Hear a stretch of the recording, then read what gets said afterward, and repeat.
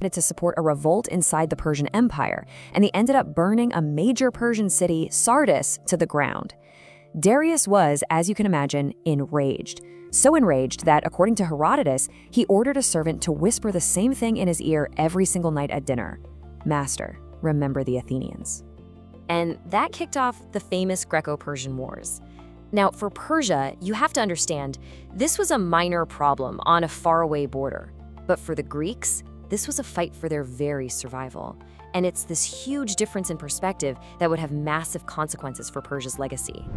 And this is why it all matters so much. Those famous battles we all know about, Marathon, Thermopylae, they cemented the ultimate underdog story. It became this powerful, defining narrative that the Greeks would tell for thousands of years. Free men fighting against a tyrannical empire. And it stuck. It cast Persia as the ultimate villain, pretty much forever. So yeah, the Persians absolutely lost the PR war. History was written by their rivals. But here's the twist.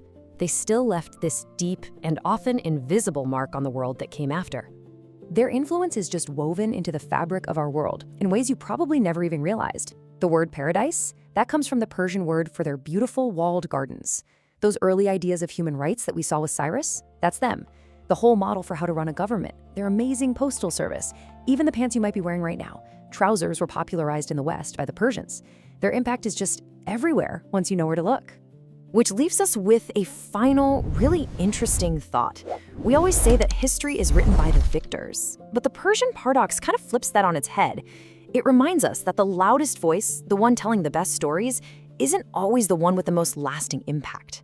Their empire fell, sure, but their ideas quietly went on to conquer the world.